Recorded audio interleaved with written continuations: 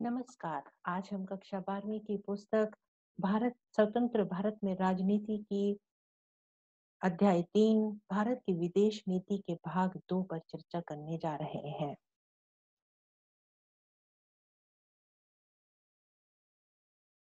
आज हम पढ़ने जा रहे हैं भारत की विदेश नीति के अंतर्गत पंचशील सिद्धांत, भारत चीन संबंध। इस वीडियो में हम भारत चीन संबंध के बारे में पढ़ेंगे। भारत की विदेश नीति पर बाकी पाठ्य सामग्री के बारे में हम पहले ही चर्चा कर चुके हैं। दूसरा बिंदु पंचशील सिद्धांत। 29 अप्रैल 1954 को भारत के प्रधानमंत्री पंडित नेहरू तथा चीन के प्रमुख चाउ एन लाई के बीच द्विपक्षीय समझौता हुआ, जिसमें पंचशील के नाम से जाना जाता है। इसके 5 बिंदु हैं। पहला, एक दूसरे के विरुद्ध आक्रमण न करना। दूसरा, शांतिपूर्ण सह अस्तित्व बनाए रखना। तीसरा, एक दूसरे की क्षेत्रीय अखंडता का आदर करना। चौथा, समानता और परस्पर मित्रता की भावना रखना। पांचवा, एक दूसरे के आंतरिक मामलों में हस्तक्षेप न करना। चौथा बिंदु है भारत चीन संबंध। 1949 में चीन क्रांति के बाद चीन की कम्युनिस्ट सरकार को मान्यता देने वाले देशों में भारत पहला देश था। नेहरू जी ने चीन के साथ अच्छे संबंध बनाने की पहल की थी।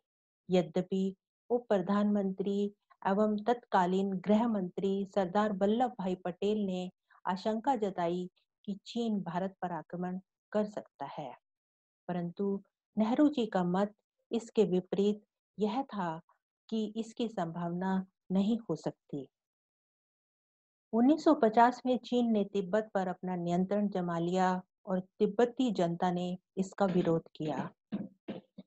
भारत ने इसका खुला विरोध तो नहीं किया, परंतु जब तिब्बती धार्मिक नेता दलाई लामा ने अपने अनुयायियों सहित भारत से राजनीतिक शरण मांगी, तो 1959 में भारत ने उन्हें राजनीतिक शरण दे दी तथा भारत के इस कदम को चीन ने अपने अंदरूनी मामलों में दखल अंदाजी माना।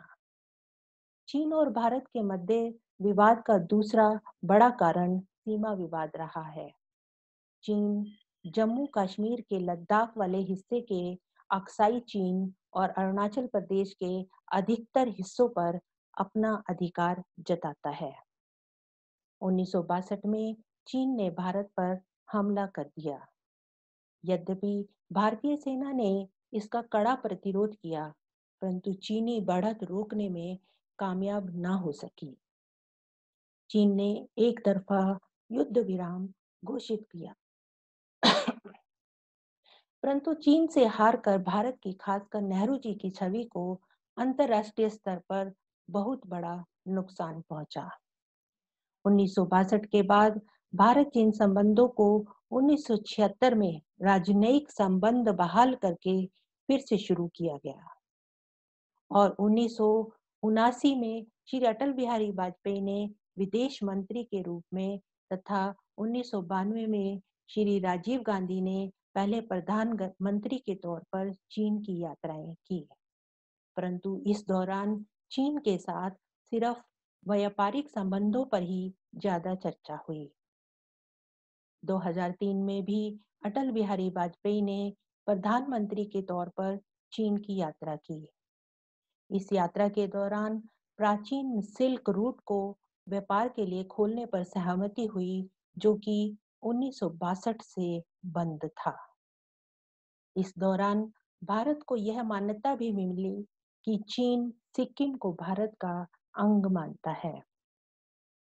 चीन द्वारा अरुणाचल प्रदेश में दावेदारी जताने, पाकिस्तान से चीन की मित्रता एवं भारत के खिलाफ पाकिस्तान को चीनी मदद से भारत चीन संबंध खराब होते हैं। चीन और भारत सीमा विवाद सुलझाने के लिए भारत हमेशा से ही प्रयत्नशील रहा है। सन 2014 में चीनी राष्ट्रपति शी जिनपिंग ने भारत का दौरा किया। इस यात्रा के दौरान मुख्य समझौता कैलाश मानसरोवर यात्रा हेतु वैकल्पिक सुगम सड़क मार्ग को खोलना था। मई 2016 में भारत के राष्ट्रपति श्री प्रणब मुखर्जी ने भी चीन की यात्रा की। यह यात्रा चीन द्वारा संयुक्त राष्ट्र संघ में पाकिस्तान के आतंकवादी अजहर मसूद के पक्ष में वीटो करने तथा परमाणु आपूर्ति समूह द्वारा यूरेनियम की भारत को आपूर्ति करने से पहले चीन द्वारा भारत को एनपीटी पर हस्ताक्षर करने के लिए बाध्य करने जैसे जटिल मुद्दों की छाया में हुई थी। भारत व चीन के मध्य संबंधों को सकारात्मक रूप देने के लिए भारतीय प्रधानमंत्री श्री नरेंद्र मोदी तथा चीन के राष्ट्रपति शी जिनपिंग के द्वारा निरंतर प्रयास किए जा रहे हैं। दोनों देश शांति और पारदर्शिता को बढ़ाने के लिए संकल्पबद्ध हैं। भारतीय प्रधानमंत्री द्वारा पीपल टू पीपल संबंधों पर स्ट्रेंथ की कल्पना के आधार पर जोर दिया जा रहा है। स्ट्रेंथ पर बात करते हैं अब।